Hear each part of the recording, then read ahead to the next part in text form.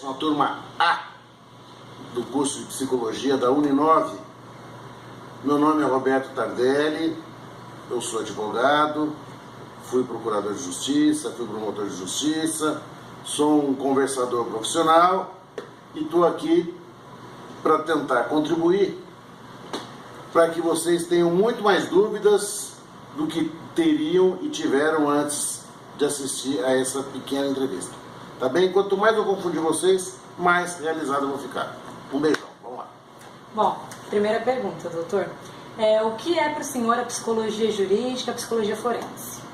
Uma coisa, a psicologia forense, ela não é muito recente, mas a origem da psicologia forense, ela vem do final do século XIX, começo do século XX, com um médico italiano, Cesare Lombroso, que ele começa muito arbitrariamente a fazer uma separação de pessoas por características físicas, que teriam tendências ou não a serem criminosas.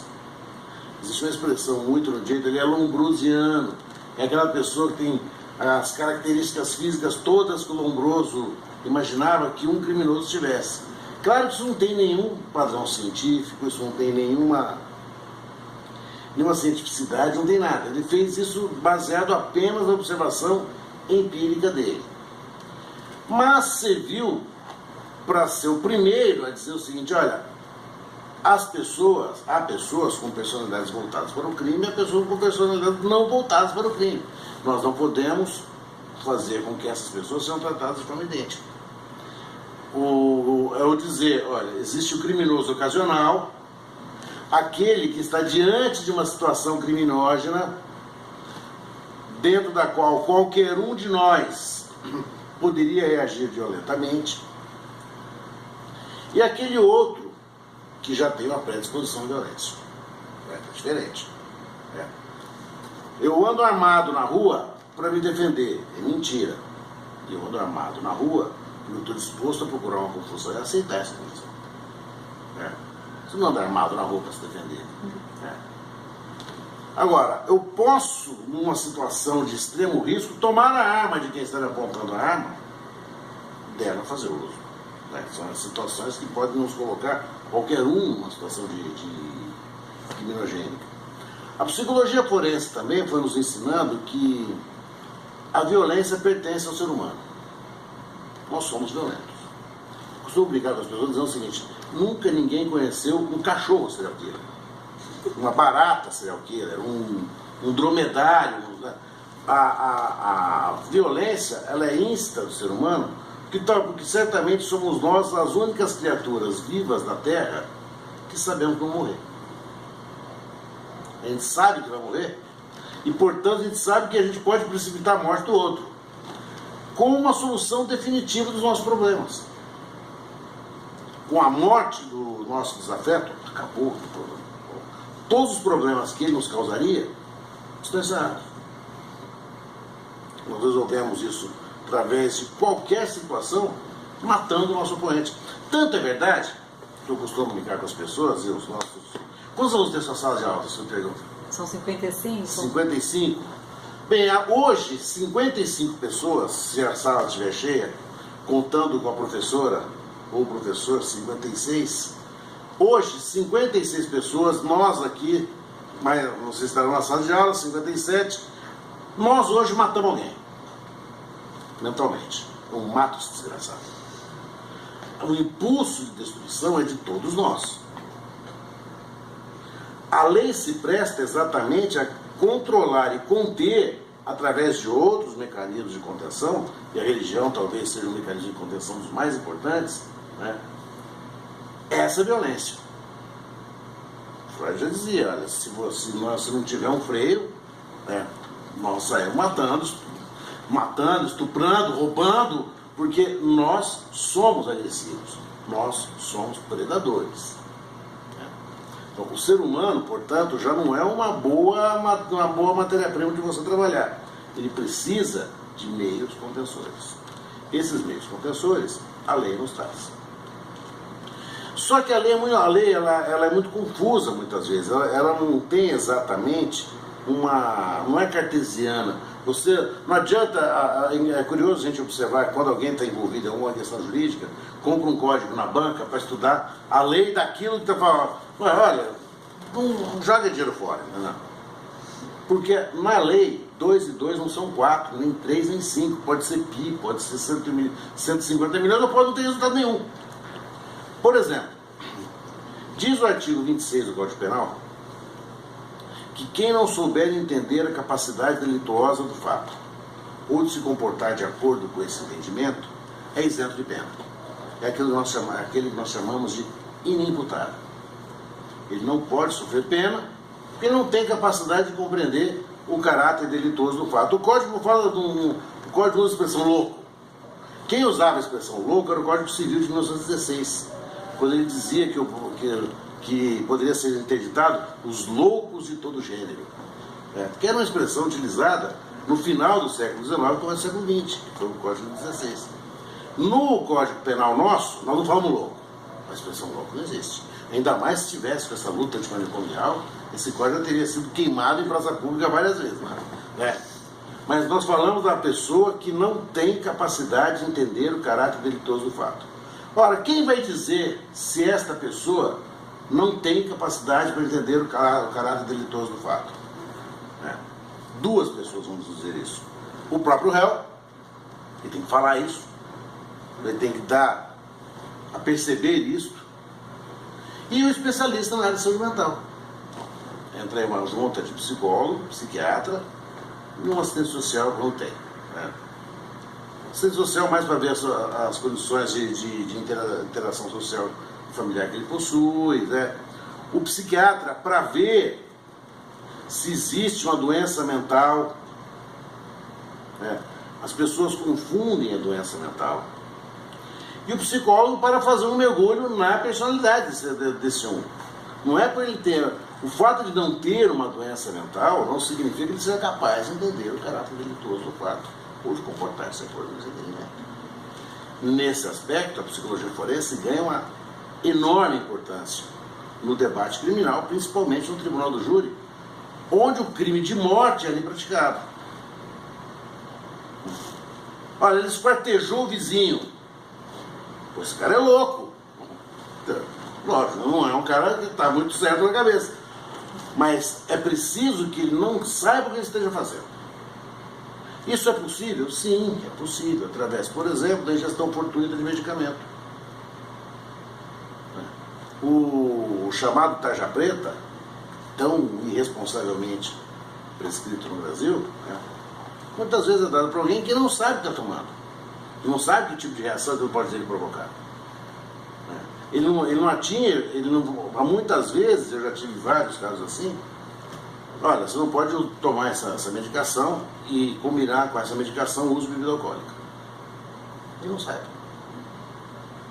Ele toma aquilo muito, principalmente se ele estiver muito ansioso, ele não tem muita noção do que ele está tomando, ele vai tomando compulsivamente, e vai beber compulsivamente, vai ficar doido compulsivamente, vai fazer uma grande merda, desculpe a expressão, que no dia seguinte vai ficar famoso, vai sair num ratinho da vida, é fácil ficar famoso. Perca o seu controle para você ver.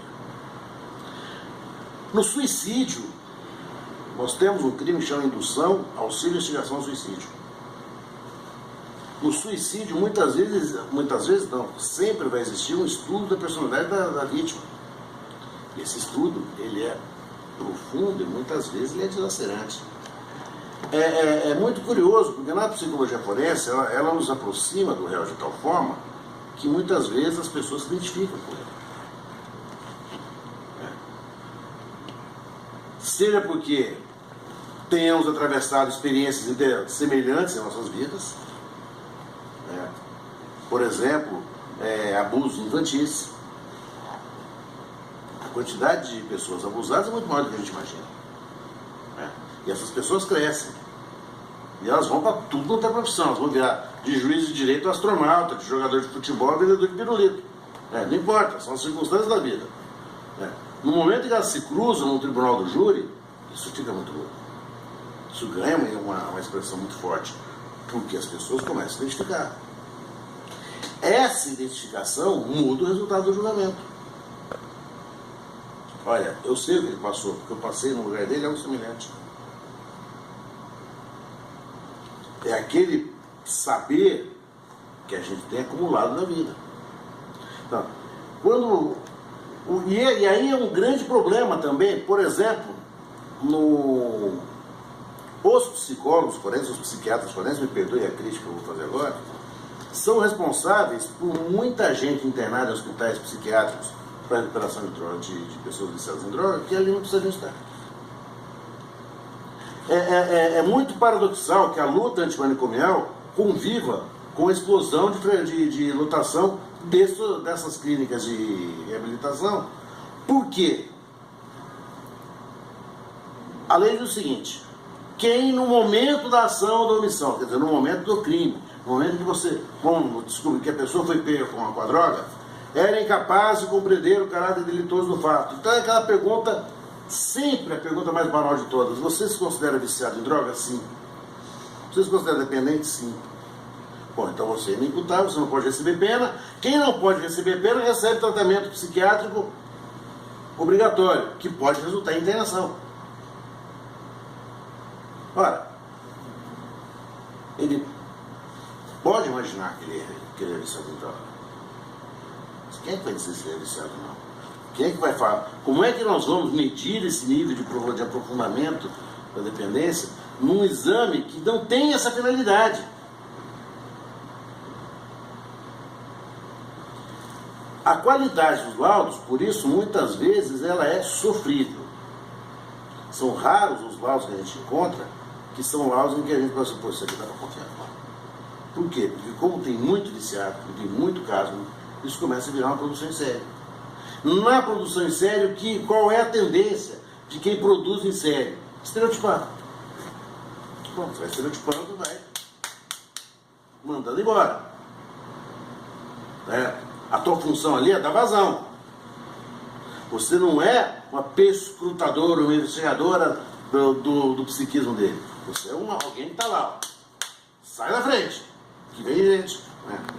Então você começa a criar padrões que foram muito facilitados com o recorte e cola. O recorte e cola acho que tem gente mais dependente de recorte e cola do que de cocaína. Porque qual é a vantagem do recorte e cola? Ele te dispensa de pensar. Você não precisa pensar mais. Está ali, estereotipado no... Olha, porque os caras são todos iguais. Não são todos iguais. Se cada um de nós tem as nossas circunstâncias, nós não podemos ser iguais aos outros. Nós somos 3 aqui nesta sala agora, somos 3 pessoas diferentes. Se nós 3 fôssemos viciados em substância entorpecente, seríamos 3 dependentes diferentes. É até uma questão de respeito à minha própria condição de ser humano. Essa estereotipação é muito ruim.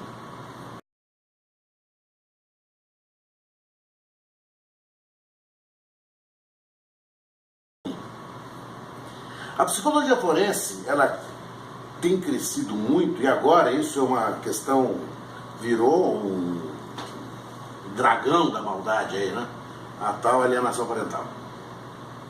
Quem é que vai medir essa alienação parental? Quem é que vai dizer se ela ocorreu ou não? E outra, quem vai dizer que essa alienação parental foi ruim? Porque nós tratamos a alienação parental como uma doença. Será que ela é sempre uma doença? Eu sou obrigado a gostar da mãe que sempre me detestou? Ou do pai que sempre me ignorou? Se eu me defender não gostando deles, isso dá saudade. Eu empato o jogo. Por que eu sou obrigado a buscar esse afeto? Muitas vezes não significa muito para mim. E o que é essa alienação parental? Olha, a alienação parental produz na pessoa, isso sempre existiu, o que se pegou um conjunto de comportamentos, se deu esse conjunto de comportamentos nós uma síndrome da alienação parental. Mas então ela virou uma doença. Bom, essa doença tem que ter sintoma, precisa ser localizada, senão ela vira uma coisa que é a pior de todas, absolutamente retórica. Você não pode ter a retórica substituindo o diagnóstico. Se você tiver isso, você perdeu completamente o padrão científico do comportamento. Você vai ter um resultado dependendo de cada terapeuta. Nessa questão, a psicologia forense precisa evoluir muito. Muito, muito, muito, muito, muito. Nós estamos na idade da pedra isso. Como é a questão do abuso sexual? Eu fico admirado da capacidade de certos técnicos de prever o passado. São geniais videntes do passado. Olha, o abuso ocorreu, você estava lá. Você assistiu? Você viu?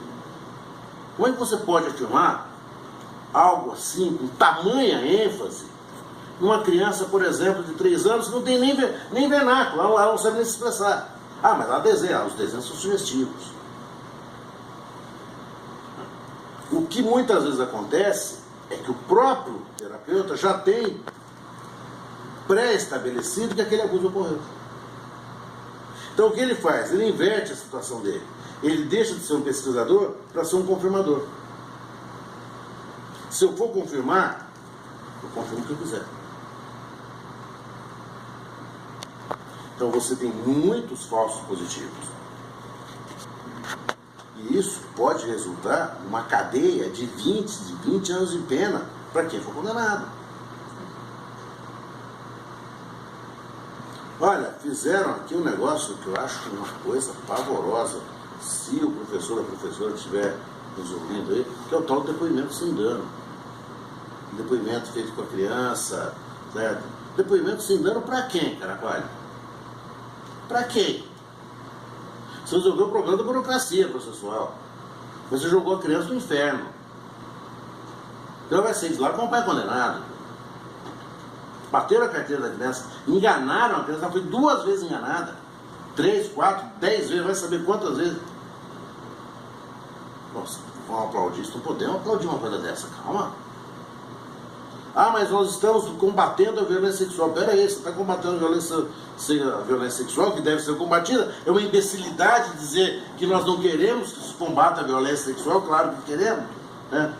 Mas você não pode combater a violência sexual vitimizando ainda mais quem dela já foi vítima. Que sentido tem isso? Então, a psicologia forense, porque as questões sociais estão ficando cada vez mais complicadas. Eu acredito que a psicologia forense vai entrar e começar a atuar, inclusive nas delações premiadas. Qual é a condição desse delator? Ele está em condições de falar? Ele está em condições de igualdade? Ou ele está agindo movido pelo medo diante de uma situação que é a perspectiva de enfrentar uma longa cadeia pela frente? O que o move? Vontade de colaborar com a justiça ou a natural autoproteção? Quero me livrar da cadeia. Se é isso, o que ele vai dizer não tem nenhum compromisso com a verdade. O compromisso é com ele diminuir ou melhorar a situação em que ele se meteu.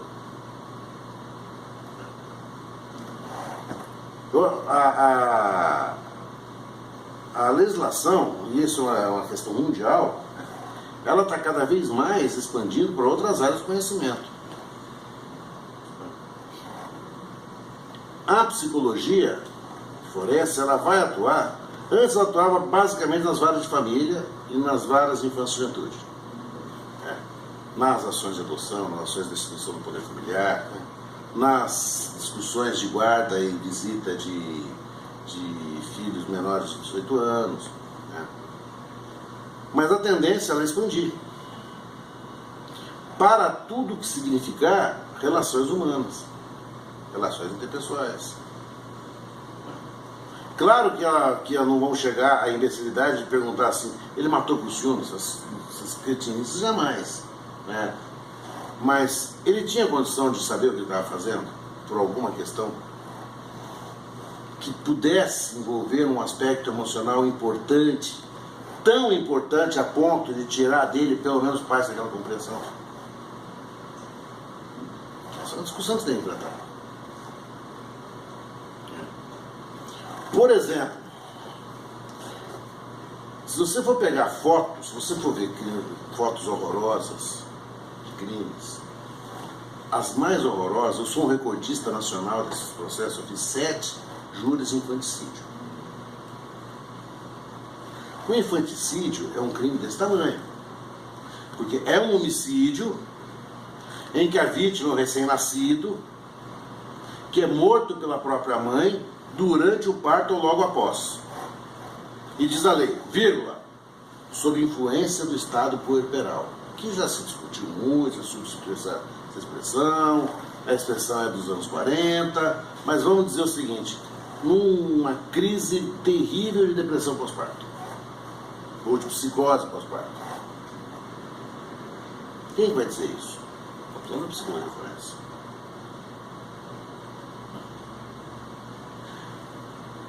Para duas coisas, para não estereotipar a mulher que age dessa forma, né, que comete esse crime, e as mulheres que eu vi que cometeram esse crime eram pessoas muito angustiadas, mas um nível de angústia que a gente não consegue imaginar qual seja. Uma delas entrou em surto, não voltou mais.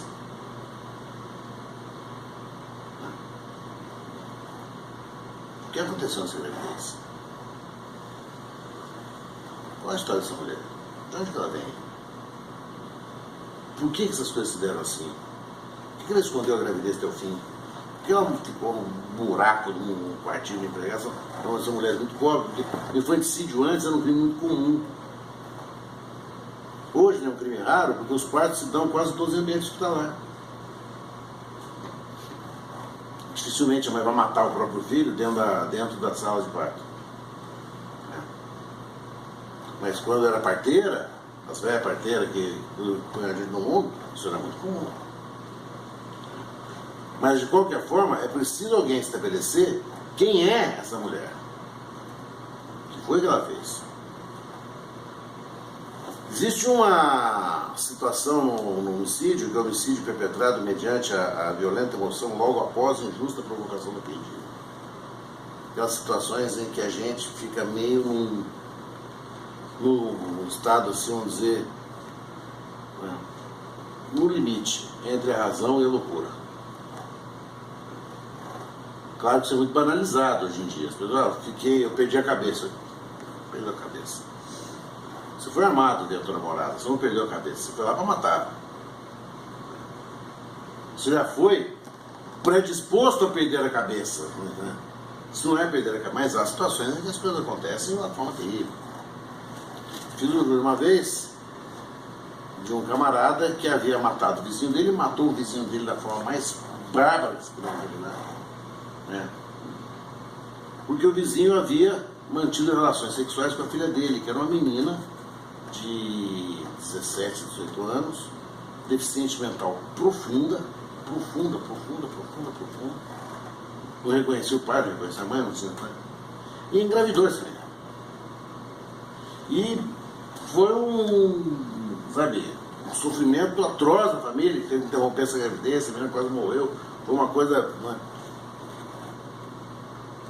Ele sai do hospital e encontra o vizinho que teria tido algum gesto que ele entendeu profundamente respeitoso. Quantos de nós, no lugar dele, não teríamos uma descarga, certo, emocional tão forte que aquilo que a gente fala assim, apagou a luz? Tem um apagou a luz, existe um apagou a luz. Com mais de 1000 júris, eu vi muita gente cuja luz apagou. Por isso, eu mesmo nunca me aproximo do meu limite, porque eu sei que a luz apaga. Em algum momento ela apaga, eu não sei. Eu não quero chegar nesse momento, eu quero ficar bem antes dele. Mas em algum momento eu sei que ela pode apagar. Eu vi esquartejador. O esquartejador quem é? Uma pessoa como a gente. Não tem crachá de esquartejador. Ele não esquartejava lagartixa quando ele era pequeno. Ele não esquartejava gato, ele não esquartejava cachorro. Ele tinha profissão, ele trabalhava, ele vivia, ele era casado, ele tinha filho. Né? Ele ia pro futebol, ele voltava do futebol, ele fazia churrasco, né? O que aconteceu? Você vai precisar de algum apoio de psicologia forense para isso. Você tem aquele homicida que não tem a menor compaixão pela vítima, nem por ninguém. Nem por ninguém. Como é possível alguém fazer isso? Na nossa observação empírica, na nossa observação comum, cotidiana, isso não consigo determinar. A gente precisa de olhar da psicologia forense. O chamado, a expressão horrorosa, professor, de me desculpar, eu não estou falando essa expressão, não estou usando essa expressão porque eu quero, mas é porque ela é usual, o tal psicopata, que eu prefiro chamar de sociopata. Tem. Eu já fiz júri, já. A situação é diferente, é completamente diferente. O sociopata está um pouco se lixando da punição que ele vai eventualmente receber ou não. Ele está vivendo, a cabeça dele gira numa outra circunstância. Olha, como é que é uma pessoa, o chamado fanático? As pessoas usam essa expressão. O fanático, aquele obcecado por algo que, de tal forma, tão intensamente, que o impede de ver o resto do mundo. A gente fala, por exemplo, fanático religioso. Ou fanático pelo futebol, fanático político, qualquer espécie de fanatismo que sequestra a tua alma, sequestra o teu pensamento. O que aconteceu? Quem fez isso? Quem é esse cara? A psicologia forense é interessante, por exemplo, para se explicar essas brigas de torcida organizada. Eu já tive vários casos assim. Individualmente, aqueles meninos são os doces. Pô, os caras bacanas para, sabe, trabalho, office boy, escrever, escriturário. É normal, até cordato demais. O que o faz quando ele se une naquele grupo que desperta nele a besta? O que acontece? Talvez o problema não seja ele, mas seja essa sinergia que ele tem com o grupo. Tem que quebrar isso. Vamos prender a terceira organização. Você vai prender quanto? 200 mil pessoas? Vai acabar com a violência assim. Violência terceira organizada está um passo adiante. Esse passo, quem tem que nos orientar, esse passo é um estudo muito maior, claro que tem que ser os psicólogos sociais, claro que tem que ser psicologia forense. O que está acontecendo? Como você vai quebrar essas ligações? Como que esse cara tão bacana que trabalha comigo aqui no escritório, tão gente fina, faz uma atrocidade daquela na rua, ali na esquina, a 50 metros daqui? O que aconteceu com ele? Quando ele veste o uniforme do time, ele vira um personagem? O que acontece? Aquele menino isoladamente considerado, ele é bom. Olha, a psicologia forense explica a vitimização, a presença da psicologia forense na Lei Maria da Penha, por exemplo, nos casos da Maria da Penha, é muito interessante. O processo de violência, de violência doméstica, ele é muito mais complicado, é muito mais profundo do que a gente imagina. Nós temos a horrorosa tendência de julgar a vítima. Pô, ela gosta de apanhar. Você conhece alguém que gosta de apanhar? Que gosta de ser humilhado? Claro que não. Não, mas por que ela se sujeita a isso? Bom, não sei. Essa é a pergunta. Por que a pessoa se sujeita a isso? É essa a resposta que tem que buscar. Olha, hoje em dia as pessoas se relacionam sexualmente com muita facilidade. Isso é um julgamento moralista.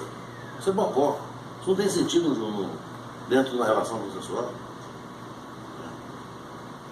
Não tem nenhum sentido. Mas ela podia botar o marido para fora de casa? Não podia. Não sei. A gente precisa se aproximar dessa mulher. poder saber quais são as circunstâncias dela. Senão vira um datenismo. Vira todo mundo da Atena julgando todo mundo. Matou por causa de uma garrafa de pinga. Puta, quantos casos eu tive assim, sabe? Aí um dia eu paro e falo, pô, peraí, o cara matar por causa de uma garrafa de pinga, ele já matou por outras coisas. Esse aí, né, bateu na mãe para ver o tombo, sabe? Nesse, no caso especificamente, era um cara, 45 anos de idade, que desde os 15 trabalhava na mesma empresa. Ele tinha 30 anos de casa. Nunca faltou. Casado, 2 filhos. Vida medíocre de 80% a 99% da população. Um dia, apagou a luz para ele. Aí você começa a perceber que existe uma movida em torno dele que é profundamente criminogênica. Esse cara, desde os 15 anos, acorda às 4 horas da manhã, vai trabalhar, pega um ônibus horroroso, ele está subalimentado, o esporte dele é baixo, o calórico dele é baixo, o trabalho dele é horroroso, ele não tem nenhuma realização profissional, a vida dele é medíocre. Você não está perto de explodir? Ele não matou por causa da garrafa de pinga.